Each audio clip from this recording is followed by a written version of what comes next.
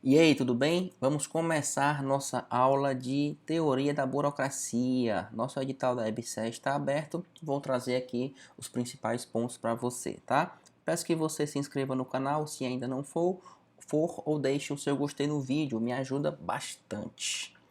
Teoria da burocracia. De um lado, a gente tinha críticas ao mecanicismo da teoria clássica, de outro, críticas ao romantismo ingênuo da teoria das relações humanas. Era necessária uma teoria que fosse sólida e abrangente, que servisse de orientação para o trabalho do administrador. Foi nesse cenário que um grupo de estudiosos buscou, no trabalho de Max Weber, inspiração para o surgimento da teoria da administração. Se liga disso, tá? Isso aqui é uma informação que pouca gente sabe. Provavelmente só quem tem formação em administração e se interessou pelo assunto sabe disso. O modelo burocrático foi criado por Max Weber em 1909, tá? Mas foi só um modelo, não foi para frente, não foi utilizado. Em 1940, depois que ele morreu, foi que alguns estudiosos buscaram aplicar esse modelo dele à administração. E aí surgiu a teoria da burocracia na administração. Entendeu? O modelo burocrático Max Weber criou e ficou por ali, certo? Foi implementado depois da morte dele por estudiosos, onde surgiu, fazendo surgir, na verdade, a teoria da burocracia. De toda forma, Max Weber segue sendo o pai da burocracia. Só uma informaçãozinha a mais, você pode colocar até na prova discursiva, que não vai ser o caso aqui, que acho que não vai cair nesse concurso da EBSERH, algo sobre isso, tá bom? Alguns aspectos ensejaram o surgimento da teoria da burocracia, tais como a fragilidade e a parcialidade da teoria clássica e das relações humanas. Eu te falei isso no slide passado, mas estou colocando de novo para você ver contra quem ela se interpõe. A busca por um modelo de administração racional, ou seja, eu precisava de um modelo que abrangesse todas as variáveis possíveis e fosse capaz de ser aplicado a qualquer organização e não somente às fábricas, né? Como aqui nas teorias anteriores se tinha isso.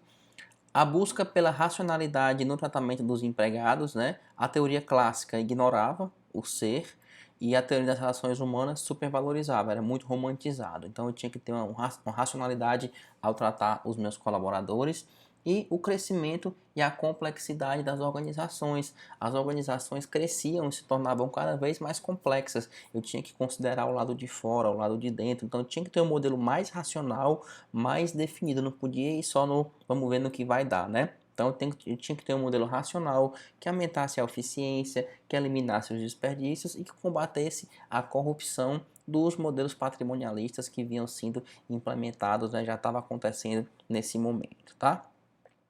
A burocracia, para Max Weber, tem as seguintes características. Aqui eu quero te dizer uma coisa sobre a burocracia.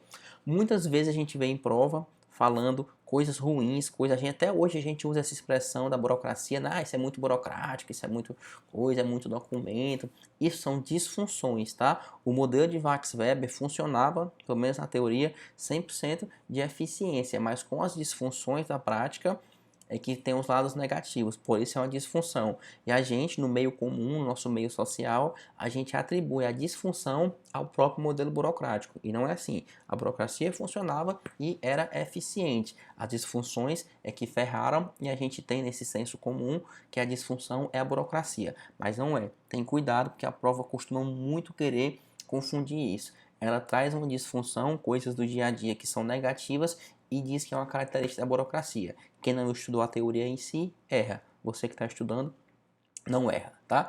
A burocracia para Max Weber tem as seguintes características: legalidade das normas e regulamentos, formalidade nas comunicações, racionalidade e divisão do trabalho, impessoalidade, hierarquia funcional, padronização e previsibilidade, meritocracia e competência técnica, especialização e profissionalização. Li todos porque eu quero que você saiba a literalidade. Agora bora bater um pouquinho.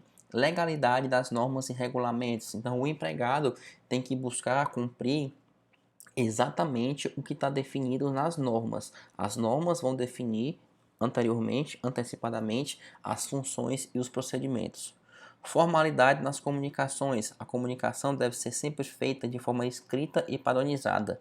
Nada de disse-me-disse, nada de rádio peão, né? Racionalidade e divisão do trabalho. A divisão do trabalho para o Max Weber tem que ser feita de forma racional, de forma sistemática e por funções. Cada funcionário aqui para o Max Weber tem um cargo específico, tá? Palavrazinha boa aqui para você diferenciar questões e acertar. Funções na burocracia, certo? Impessoalidade. Relações são impessoais. A distribuição de atividades é feita de maneira impessoal, de acordo com o cargo e com a função, e não pelas pessoas que ocupam esse cargo. Eu não vou mais colocar o meu primo como tinha no modelo patrimonialista, né? Enfim, as contratações tinham que levar em conta os aspectos técnicos, a meritocracia. Então, eu tinha que tirar elementos subjetivos que interferiam nas relações e decisões profissionais, tá bom? Então, eu tinha que ter uma racionalidade burocrática. Hierarquia funcional. Para o Max Weber, as normas é quem define as atribuições, os direitos e deveres de cada um dos cargos, e a autoridade exerce o seu poder amparado nas regras, tá? É um esquema de dominação irracional legal. E as regras também vão limitar o exercício desse poder. Então, o poder acaba estando no cargo e não na pessoa que exerce esse cargo, certo?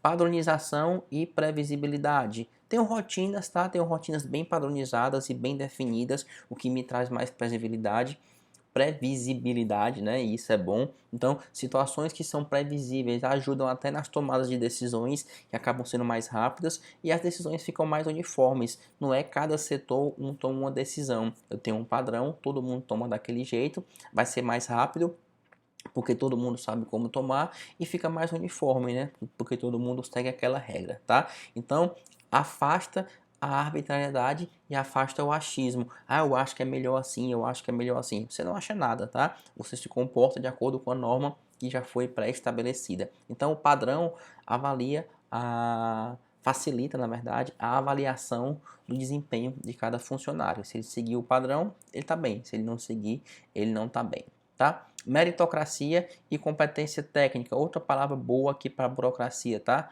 Meritocracia. Meritocracia, tá? Meritocracia e competência técnica. Os funcionários são pessoas contratadas pelo seu mérito e por suas competências técnicas, não porque tem um primo, porque tem um amigo ou porque acha que aquele cara é bom ou não é, tá bom? Então o funcionário, a promoção dele, né, também, além da contratação, se dá pela meritocracia e com critérios técnicos e objetivos bem definidos, certo? Daí, ó, surge o quê? Ideia de concurso público, teste de admissão, né? Enfim, afasto as preferências pessoais. Tudo isso vem dessa ideia do Max Weber, certo? Especialização. Como eu tenho uma empresa bem definida, com critérios bem organizados e bem claros, eu acabo tendo o quê? Uma separação do patrimônio da organização para o patrimônio do gestor, do administrador. É bem específico, é bem especializado, tá? O administrador, ele não é necessariamente o dono, ele não é necessariamente um acionista, mas sim ele é alguém, ó, especializado em administrar, tá? Eu preciso de uma especialização também para o meu gestor. Não é porque ele é o dono que ele vai tomar as decisões. Não, eu preciso de alguém especialista em administrar, certo? Por fim, a profissionalização, que os funcionários da organização são profissionais. Por quê? Porque, como eu te falei acima, eles são especialistas, ó, em funções. Olha para a tela, tá? Então, eles recebem salários, são ocupantes de cargo por um tempo indeterminado, são nomeados por um superior hierárquico, eles seguem carreira na organização. Tudo isso faz parte de uma profissionalização. Não é só colocar alguém lá de acordo com indicação de outro, aquele cara não cumpre horário, aquele cara não tem tarefas, aquele cara não segue hierarquia, tudo isso é um problema, né? Então, a burocracia, ela segue a meritocracia, ela busca a impessoalidade, ela busca a racionalidade, ela tem uma hierarquia, ela tem uma especialização, ela tem padrões e ela tem uma profissionalização como um todo. Lindo, né? A burocracia, também acho. O problema dela são as disfunções. O modelo de administração burocrático, idealizado por Max Weber, apoia-se em práticas baseadas na dominação racional legal, como eu te falei há pouco tempo. A dominação racional legal decorre da lei, ou seja, da legalidade das normas, tá? Algumas provas podem cobrar o tema da dominação, certo? O exercício da autoridade, tá? Mesmo que não esteja de forma clara no seu edital. Por quê? Porque isso está muito ligado ao exercício do poder e cada teoria, cada abordagem da administração dentro dessa evolução não deixa de ser uma forma de exercício de poder. E aí entra a dominação, tá? O poder ou a autoridade dentro da dominação racional legal, tem outras que eu vou te falar agora aqui também, ele está fundamentado em leis, tá? Na legalidade da norma. Ou leis que trazem direitos, que trazem deveres dos integrantes da organização ou de alguma sociedade, tá? Aqui pode ser para a empresa ou não. O poder e a relação de obediência entre um funcionário, um colaborador e outro não decorrem da tradicional, da dominação tradicional, tá? Da tradição, e nem dos aspectos pessoais, numa dominação carismática. Não é porque aquele cara é bom de papo, que aquele cara é um bom líder, um bom motivador, que eu vou obedecer a ele numa dominação carismática. Não, eu obedeço por causa da lei, por causa da dominação das normas, tá? Então essa é a dominação racional legal. A dominação tradicional é porque sempre foi assim, e aí eu sigo aquela ordem, aquele direito, aquele dever, porque sempre foi assim. A dominação carismática é pelos aspectos pessoais de uma pessoa. A dominação racional legal, o exercício de poder e autoridade, é porque está previsto na norma, tá? As pessoas obedecem porque as normas assim determinam. Suas características são regras e disciplina. Então, na dominação racional legal, eu tenho regras e eu tenho disciplinas, tá bom? Então, quando você passar no concurso da EBSER, você vai ter lá dentro da hierarquia da EBSER um chefe, né? Que você vai estar subordinado a ele. Então, você vai dever obediência a esse chefe. Por quê? Porque a lei diz que você tem que obedecer a ele. Se trocar o chefe, você obedece a quem? Ao seu próximo chefe e não mais aquela pessoa. O poder está no cargo, o poder não está naquela pessoa, né? Então você vai ter essa hierarquia e você vai cumprir porque a lei manda. O chefe, né? Esse cargo de chefia manda nesse, nesse, nesse. Esse aqui manda nesse, nesse, nesse e assim vai. Acima desse chefe também tem outros. Se trocar a pessoa, não importa, você continua obedecendo ao seu superior no cargo. Por quê? Porque a lei diz, a norma diz que você tem que obedecer. Bem tranquilo, né?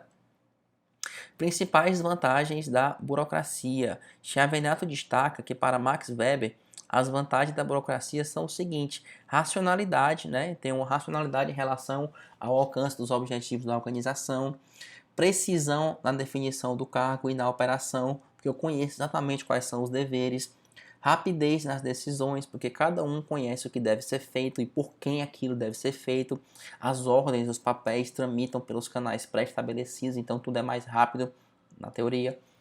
Universidade de interpretação, ou seja, eu tenho uma regulamentação específica e escrita, então ali é tudo uniforme. Essa informação é bem discreta e só é fornecida para quem deve receber aquela informação, né?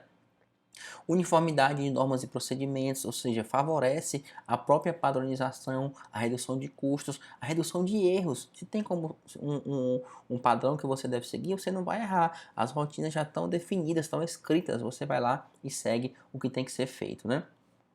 A continuidade da organização, por quê? Porque os pessoais, as pessoas são afastadas, né? E aí, muitas vezes a empresa depende muito de uma pessoa, vamos dar esse exemplo. Depende muito do fulano, tá? Se aquele fulano sair da empresa, aquela empresa já era, ela quebra, né? Por quê? Porque está muito focado na pessoa. Quando eu tenho cargos, atribuições, tarefas, padrões, modelos a se seguir bem definidos, aquela pessoa pode sair, eu vou lá e coloco outro no lugar, diminuindo ao máximo o problema de continuidade da empresa. Por quê? Porque o meu critério de seleção de pessoal se baseia na capacidade e na competência técnica. Então eu vou encaixar alguém naquele mesmo perfil e aquele alguém vai dar continuidade, né? Redução do atrito entre as pessoas, porque cada pessoa sabe o que é que se espera dela e quais são os limites da sua responsabilidade, quais são os limites da responsabilidade do outro. Constância, por quê? Porque os mesmos tipos de decisão são tomados nas mesmas circunstâncias.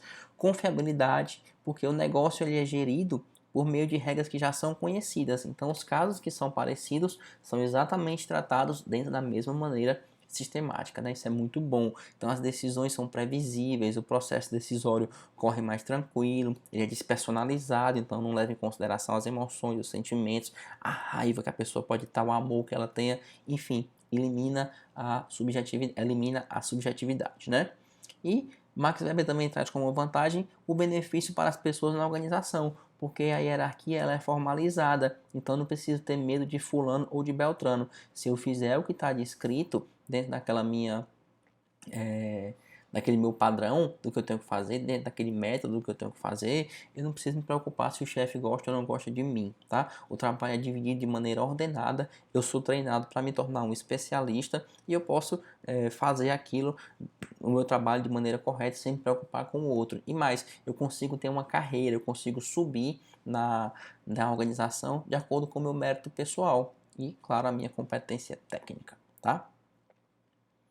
Disfunções da burocracia. Aqui vem aquilo que eu te falei, tá? Muitas vezes as pessoas têm uma ideia sombria do modelo burocrático devido às disfunções que foram aparecendo com o passar do tempo, certo? E é muito importante que você não confunda a burocracia com as disfunções da burocracia. O modelo burocrático, desculpa, ele é um ideal, é algo para se alcançar, né? Na teoria ele é muito positivo, a gente viu muitas vantagens aqui agora, mas as disfunções são os problemas que foram aparecendo na prática e com o passar dos anos ficou muito na nossa mente, tá? Então, excesso de formalismo, excesso de rigidez e aí vai, certo?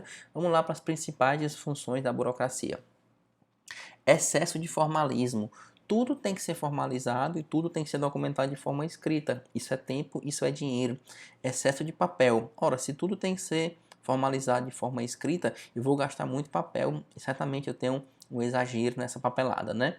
Dificuldade em aceitar mudanças. Então, se você já viu dentro de alguma organização aquele funcionário, né, que é o antigo da casa, ele tem muita dificuldade em aceitar mudanças. Por quê? Porque ele segue aqueles padrões já há muitos, muitos anos. Então, quando tem alguma coisa que tem que mudar, ele não reage bem, ele fica inseguro. Por quê? Porque ele está adaptado àquele padrão, àquele modelo, né?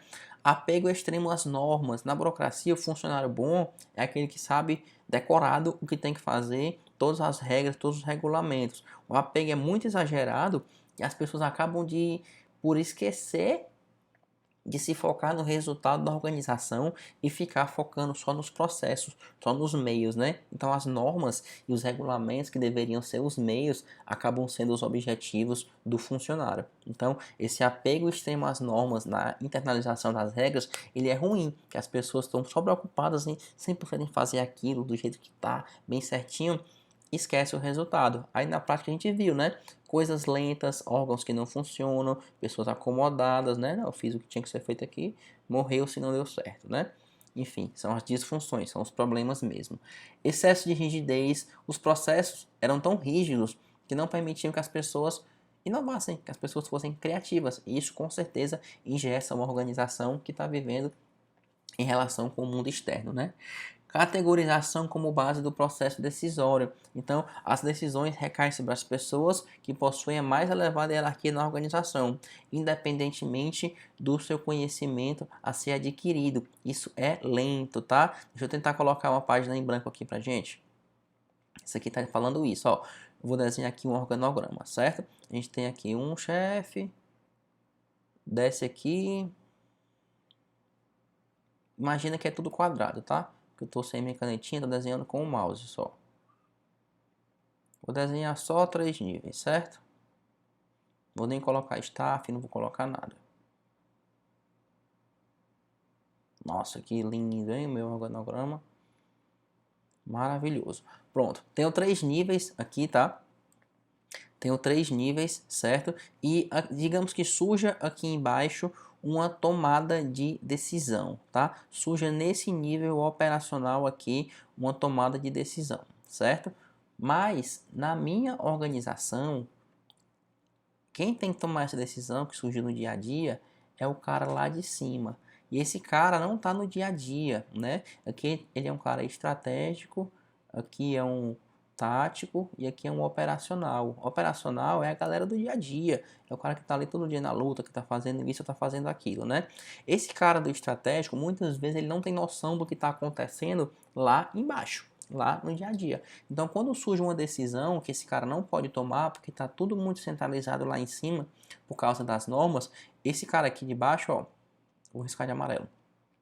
Esse cara aqui de baixo, ó, o que ele tem que fazer? Ele tem que passar pro gerente dele, que é o tático, e o gerente dele tem que passar para o chefe dele que está lá no estratégico, né? Seguindo essa linha de comando e autoridade. Tudo isso é lento, então decisões que poderiam ser tomadas lá embaixo pelo cara que chegou, pelo cara do operacional, pela pessoa que às vezes está de frente um, um cliente ou coisa do tipo, ele não pode tomar essa decisão, mesmo ele sendo mais apto, mesmo ele sendo mais acostumado com aquele tipo de situação. Ele tem que subir toda a cadeia de comando e a linha de autoridade para essa pessoa tomar a decisão e a informação, ó, e voltando de novo, entendeu? Olha que lentidão, olha que atraso, né? Por isso que é uma disfunção. Ó. Esse cara aqui, ó, segue o mouse, ó, ele tem que seguir a linha de comando para o chefe dele.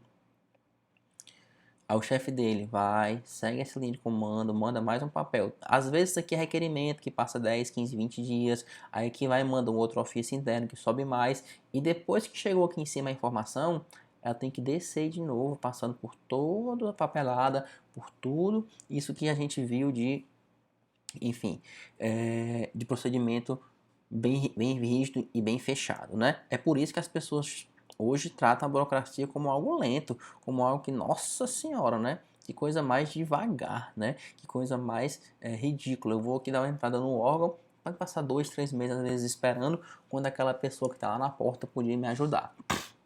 Essa é uma disfunção da burocracia, tá?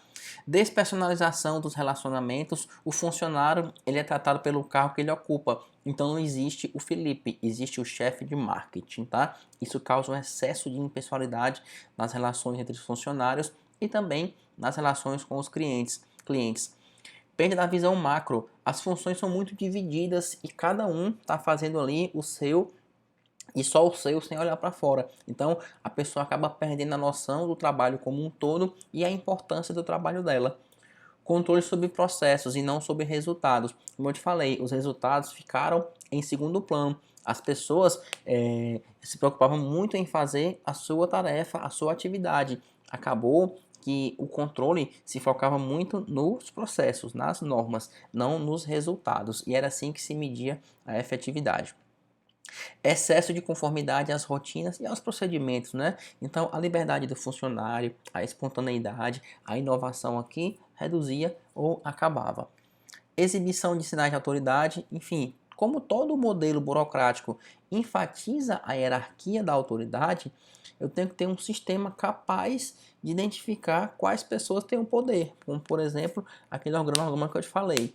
Então, muitas vezes esses sistemas eram visíveis, tá? Eram visuais. Então, a gente tinha uniformes diferentes para cada cargo, mesas diferentes, salas localizadas diferentes, salas melhores, salas piores, para que ficasse visível a hierarquia. E nem sempre isso é tão bom em termos de produtividade, tá?